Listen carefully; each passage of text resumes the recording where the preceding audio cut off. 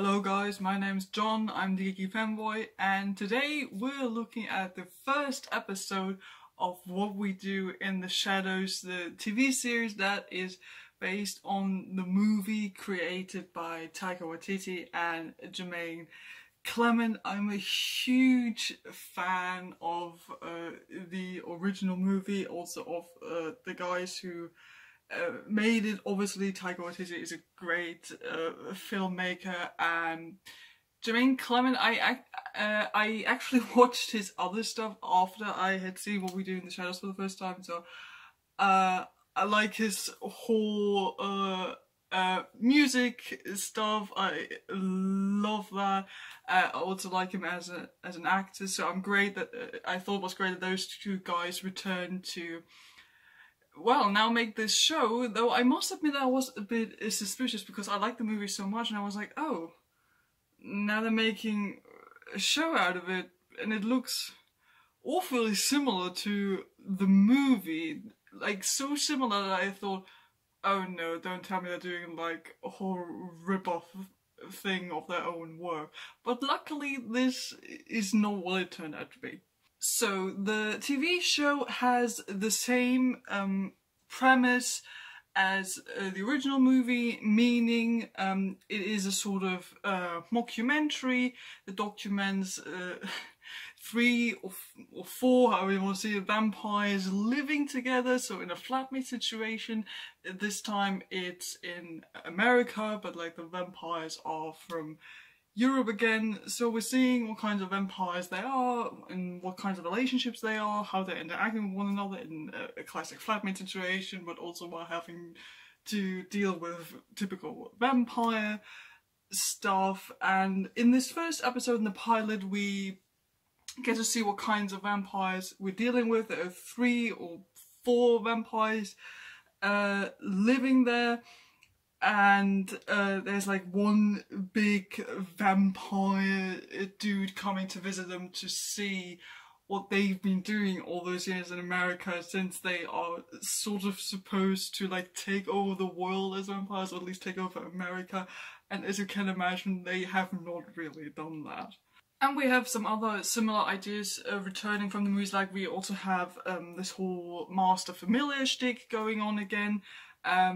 Well, in this case the familiar is, while he does have the same thing going on with wanting to be a vampire as well, it does seem to be a bit different. I'm going to talk about it in a second. They're also introducing some new concepts concerning vampires, which I thought was so funny, because while they do have the classic vampires, they also have this new idea of a energy draining vampire who is basically just portrayed as this really boring and annoying office worker who just talks to you about the most mundane and boring things, or just annoys the hell out of you and just literally drains your energy. They're portraying this as a vampire, also saying it's the most common type of vampire, and you probably know someone who is this type of vampire.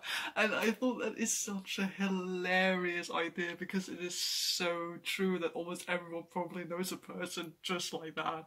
So our 3 new main vampires are Nandor, Laszlo and Nadia. First of all, I like that we also finally have a proper female vampire as a main character.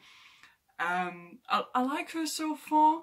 She does have this kind of shtick of being like the sexy vampire woman, but she's also the one responsible for one of the vampires living with them, since she's the one who had a relationship with him and then turned him into a vampire. And she also has this subplot of sort of seeing a human man who resembles someone from her past whom she also had a relationship with, which I think is quite interesting. So I'm looking forward to seeing where this is going, if she's actually kind of developing a proper relationship with this human man. Also, props to that dude, I think his name was Jeff. he still wants to see her after having a very weird conversation with her after just like randomly meeting her in the street. So yeah, props to that guy. Then we have Nandor, who seems to be more this like classic Eastern European idea of a vampire, especially like visually when you see him. He looks very much like Vlad the Impaler, like this kind of classic image of a vampire. He's also the one who has a familiar, Guillermo, and I kind of like their relationship also because Guillermo is, like I said, this idea that also came from the movie, who wants to be a vampire as well, and he has been a familiar for like 10 years now, and he's like, I've been with this vampire for 10 years, I'm hoping he turns me into a vampire as well soon. And of course that doesn't quite happen yet, but I'm kind of hoping that they do this as the season goes on, that maybe at the end of the season he gets to be a vampire in the end. They also teased some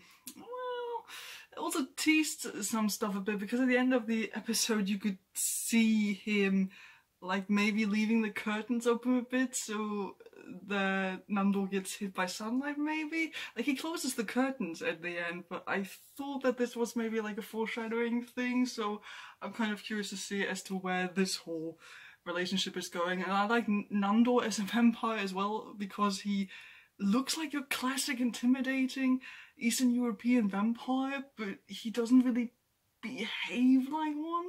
Like he's a lot softer than you would imagine him to be, and he's sort of the one who tries to bring everyone together and ground everyone and be like, okay, this is what we have to do, this is what flatmates do, I know we have fights, but this is what we have to do. And yeah, they do bicker a lot and all that, and I love the vampire bickering, because it's basically like just them hissing at each other and you think this is like cats fighting, and I love it.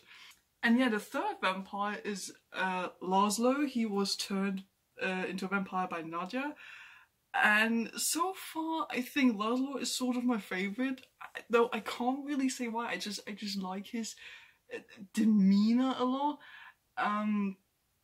Also, what I like about him, I'm gonna be completely honest, he's bisexual, and I like the fact that they introduce bisexual people, bisexual vampires, very first episode. So while being in a relationship with Nadia, he also has had an affair with that big old vampire guy who comes in at the second half of the episode. And the big old vampire guy also has had a relationship with Nadia, so they're both kind of like, oh, maybe we can rekindle this relationship, while they don't really actually know that they both had something with the same guy. So I thought that was kind of fun. And the old vampire dude, when he comes in, I expected him to be like this very elegant, maybe a bit older vampire, but when he comes out, that makeup on this guy is so good. Like he basically looks like a vampire mummy. And when I looked him up, who plays him, I don't actually remember his name, I'm sorry, but he's the one guy who's like famous for doing makeup acting. Like he has been in Hellboy. He's currently starring in Star Trek Discovery as well. Like if you look that guy up, you'll probably gonna know him, and he looks so good in that makeup. That makeup is so brilliantly done, and I'm hoping that we get to see a bit more of that old vampire guy, especially like in terms of finding out what the relationships are between him and the other two, and also what his whole plan is, since he's the guy who's like, oh, vampires have to rule the world, and I hope you did take over America while I was away and all that.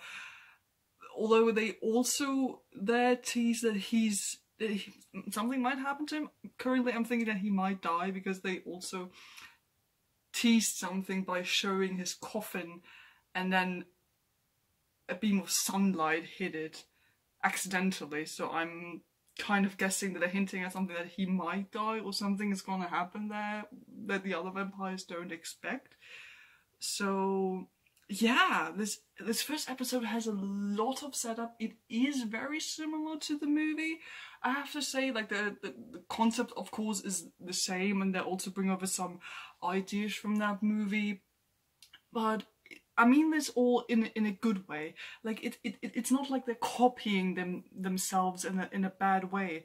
They're clearly having a lot of fun with this whole idea, with the whole mockumentary and vampires, and the TV show gives them a lot more space to explore this now in multiple episodes. And this first episode sets up so many interesting things, and I'm so looking forward to seeing what they're doing with this. Just because I like this whole idea, the whole premise is so interesting and so much fun to watch.